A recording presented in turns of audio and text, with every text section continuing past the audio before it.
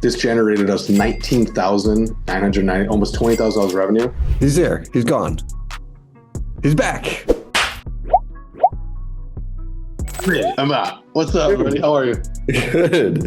How are you? I'm fantastic. Just finished a couple calls. It's like, it's weird. This year was New Year's on a Wednesday, so it's like the team was on, but the team was also off, but then everybody was working. So Yeah. it was a very weird. And then next year is even weirder. Like next year, if you haven't checked the calendar, basically Christmas falls on like a Thursday. And so there's going to be like, it should be like a Thursday, Friday, Saturday, Sunday. And then New Year's is another Thursday. So it's basically, there'll be another 2 blocks of on or off. That's easier than having it on a Wednesday. That's for sure. Okay. So what's the perfect time as a business owner for Christmas and New Year's to fall then? I've always wondered this, like, because the same thing, like people take weird vacation time. Like it's like people this year just took the whole 2 weeks off, more or less. I had some team members and stuff like that. So do you want me to speak from a consumer standpoint, or do you want to speak from a business owner, an employee standpoint, or an owner standpoint?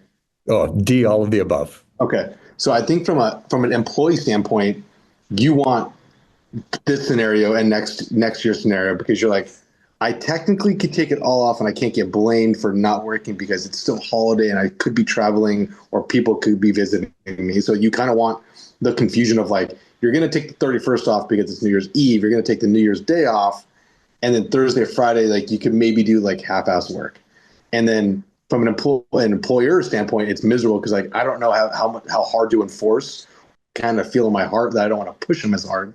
So it is a little bit different there. It's funny because like I kept asking people like, we have 2 different companies. Like I've got my agency Element 5 and then I've got Sub Summit, and like the Sub Summit team, a lot of them took like, 2 weeks off, some here and there. And then the Element 5 team, some were working, some off. So I kept asking people like, are you on this week or are you off this week? Exactly. You could go and check the HR software and find out, but it was like, it just became too much work. So I just was asking people like, are you working or not? And like we have such a dedicated team. A lot of them are like, look, I'm around. If you need me, just ping me. I'm happy to like jump in and do stuff, but I'm going to try and like lay low for a couple of days. Well, that's the thing is like you as the owner, you're like, I do technically need things, but I'm not going to be that guy. And it's not as important. So it's a very weird situation, I think. Okay. So now as like the direct to consumer business, the way things fell this year, it was a little bit of an idea with Thanksgiving being so later, right? Like I hated it. I thought it messed up some of our structures of our offers. It put us into a weird state of so up until this year, we would push Black Friday, Cyber Monday as hard as we possibly can. The month would collapse, or the month would end, and then you go into Christmas and you'd have that build up. And it was like very structured, like it was all Q4. It was very systematic where the offer would start and the offer would end. And I feel like this year, those rules and ways November, December kind of finished off, like were just sloppy. Like our metrics were, granted, we're newer, so we didn't have any core baselines of what we were trying to build anyways. But our offer is now extended until February, where the new product launches are coming. So it was not as easy, I think, from the consumer side. Plus, Amazon went before everybody. So it's like Amazon goes live, I felt like it was October. And so now we're all trying to go live in November, and then you don't have major moment. I feel like the major moment of what's going to happen on Black Friday is not as sexy as it was many years before. Yeah, I started to feel that this year too. And I was wondering if it's just like, I felt like there were like 10 Black Friday, Cyber Monday. Yeah. You're right. No, we felt the same way. It's like, then I got to like change the offer, but then how do I communicate the offer when the ad's already live? Like there was a lot of weirdness on how are we communicating this, and especially on the subscription side of things. Like you can't just go at least this is my experience. I can't go fully new. I can't go brand new offer, exclusivity for the subscribers only, and then change it again when the Black Friday hits, and then change it again for the holiday offer. Like it doesn't make sense to do that. Yeah. So you probably were you like most of you start planning in like June, July, August? How far out did you guys really start planning for the holiday season? I think we're a little bit late this year just because we haven't gone through. I think we were nailed down by like September. Okay. Still fair. So do you feel you were adequately planned, or do you feel like, man, we missed the mark, we were on the mark? I guess your overall gut feeling on how well you planned this year. Good question. I think I would say we were just because of the actions that we had to take on the day of Black Friday, like we changed the offer live on Black Friday because we saw conversion rate low. Like Aaron was like on the account with me. We're on Zoom and he was like, dude, we're doing a free shipping threshold. We're changing the bundles. We're doing this like on that day. So no matter how planned we were, it wasn't enough or good enough because as soon as we saw the performance of the ads, which is probably why like the detriment of going live so early, the sexiness factor is not necessary. Even with email drops of like, hey, Black Friday's this cultural moment, it didn't hit like we thought we would hit, but we were able to like rectify it as best as possible through action on the day. So short answer, that was a long answer for me to say, no, we could have been more prepared, but we also didn't know what the problems we were going to incur because we went live so early. That's fair. Yeah. I mean, and that's the thing I found with a lot of that in my past experience in running D2C businesses and still have some that I actively advise on today. Like it's just sometimes the best planning just it falls by the wayside because like things come up or things change or you want to react to like conditions of what's happening out there. You have to. I think you can. It's like a player coach, right? Like you're like, I'm going to coach us and I know where we're going to do. I know what we want to do. And then like the game happens, you have a guy get injured. And you're like, well, fuck, I can't run that playbook because I don't have my guy. So you don't have a choice. You kind of have to play with it. Yeah. Yeah. Oh, that's okay. So we got a couple minutes left here. I promise you it'd be like 10, 15 minutes. Two things I want to know. One, I got this in the mail from you guys, a postcard. How effective are these? Very effective. Like those are not prospecting. Those are comeback win campaigns. So you unsubscribed. Is the code is VIP10? VIP10. Yeah. Okay. So you're in that was basically that's a win back campaign for 60-day non-purchaser or 90-day plus non-purchaser. Okay. 90 plus non-purchaser. Yeah. Yeah. Because I did a subscription test when we first started talking about Sub Summit like a year ago. Yes, it was over 90 days.